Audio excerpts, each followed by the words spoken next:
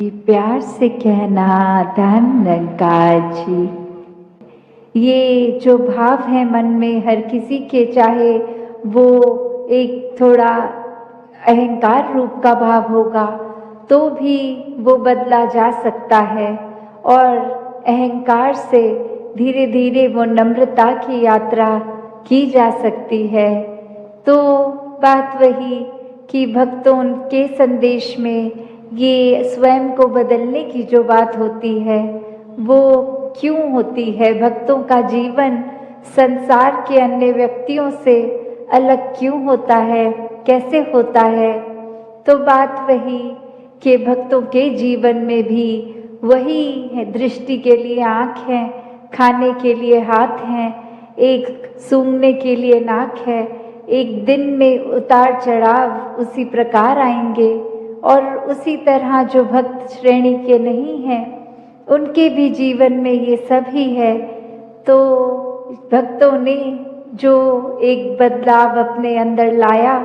वो यही कि इस दुनिया में तो रहते हैं पर दुनिया से अलग होके रहते हैं। तो ये अलग अब कैसे रहना हुआ, ये ब्रह्म ज्ञान द्वारा जब इस परमात्मा को पा लिया, देख लिया, इसके प्यार में एक पूर्णता से खचित हो गए, तो कैसे एक अपने आप को हर पल इस परमात्मा के एहसास में रहने वाला वो भाव भक्तों के जीवन में आ गया। और जैसे एक दुनिया के तो तरह तरह के रंग हैं, भक्तों के जीवन में सिर्फ वो प्यार का रंग चढ़ता है जो इस परमात्मा से हो जाता है इसको देखने के बाद। तो ऐसे भाव से युक्त भक्त अपने जीवन के जब हर पल को जीते हैं तो वो भाव ही बदल जाते हैं, एक नज़रिया बदल जाता है। एक वो बात कि अगर हम कुछ भी उदाहरण लें कि कोई भी स्थिति में एक जो रुख करा जा सकता है वो एक अच्छी तरफ भी और बुरी तरफ भी, एक परिस्थिति से हम क्या निकालते हैं वो भी एक अच्छाई निकाली जा सकती है, एक बुराई निकाली जा सकती है। तो भक्तों ने हमेशा वो अच्छाई की ओर ही रुख करना सिखाया है कि परिस्थिति अगर इस परमात्मा ने दी है तो अच्छी ही होगी। एक अगर उस परिस्थिति को अच्छा नहीं समझ रहे हम तो वो हमारी कमी है, इस परमात्मा ने तो पूर्ण किया है इस परिस्थिति को भी। जब इस परमात्मा ने हमको जो कुछ दिया वो परमात्मा का जो दान है, तो ये परमात्मा जहाँ पूरा है तो परमात्मा की दी हुई हर परिस्थिति भी पूर्ण है। फर्क सिर्फ हमारे नज़रिए का होता है कि उसको हम किस तरह देख रहे हैं, उस परिस्थिति में से हम निचोड़ क्या निकाल रहे हैं, उससे सिखलाई क्या निकाल रहे हैं। क्या हम सिर्फ हमारे अनुसार कुछ नहीं हुआ तो उसके वजह से इस परमात्मा को ही कोस रहे हैं, या ये भी मान रहे हैं कि ये ही हमारे लिए बेस्ट है और कैसे इसमें वरदान छुपा हुआ है। तो एक ये नज़रिया भक्तों ने हमेशा से जो जिया कि आध्यात्मिक पहलू अपना हर किसी ने जहाँ एक बहुत ही उस नज़रिए का बनाना है कि जीवन में ये शरीर मिला है, ये मटीरियलिस्टिक वस्तुएं मिली हैं, घर बार रिश्तेदारी बहुत कुछ मिला है,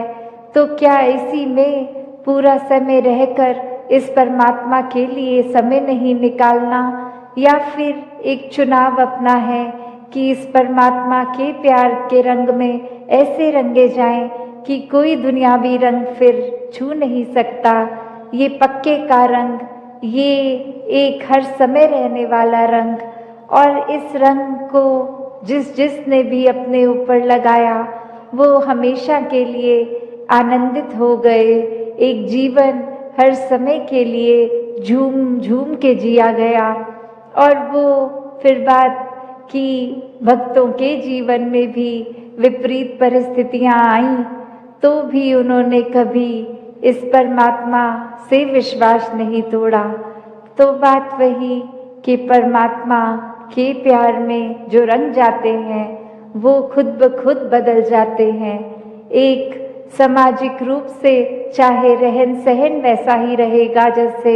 ये परमात्मा के प्यार से पहले का था, वो एक शक्ल आकार सब सेम रहेगा। सिर्फ और सिर्फ जो बदला जाएगा वो मन के भाव बदलते हैं। तो ऐसा ही बदलाव हर किसी के जीवन में मुबारक बदलाव होता है कि ये एक संसार में जितने भी अलग अलग प्रकार के चाहे इंसानों के साथ मुलाकात होनी और वो एक अलग अलग कल्चर बैकग्राउंड, दिखने में अलग, खान पान अलग, सब तरह से वो एक डाइवर्सिटी रूप और कैसे वो होने के बावजूद भी सब परमात्मा के साथ जो एकत्व के बंधन में है, तो हर एक को एक दूसरे में परमात्मा ही नजर आता है। और कैसे फिर एक ये एकत्व ही दिल पे हर समय का, और उससे फिर कोई किसी में फर्क नहीं दिखता, कोई ऊंच नीच जाति पाति प्रांति कुछ भी फर्क नहीं, सब अपने हैं, सब ही पूजनीय हैं। तो कैसे ये परमात्मा का वास तो पूरी सृष्टि के कण कण में है और वहीं जो हर किसी में भी, और यही परमात्मा को देखना ब्रह्म ज्ञान है कि इस परमात्मा को जब हर समय के लिए ये दिखाई देगा कि हर जगह ही मौजूद है, तो फिर एक जहाँ अपनी भी चेतनता जाग उठेगी। एक जो सच्ची दात है, जो भक्तों ने युगों युगों से समझाई है कि दुनिया भी एक दौलत तो आज है कल नहीं, इसने बदल जाना है, एक माया का रूप बदल जाना है, घर परिवार सोसाइटी सब बदल जाएगा, पर सिर्फ और सिर्फ एक चीज़ जो अपनी जगह में कायम दायम शुरू से थी, अभी भी है और ये संसार खत्म होने पे भी रह जाएगी, तो वो बस ये परमात्मा, ये निराकार है। तो इस निराकार को पहचान के जीवन में जहाँ फिर वो समझ भी आ जाती है कि जो कुछ इस निराकार ने दिया है उसका सदुपयोग ही करना है,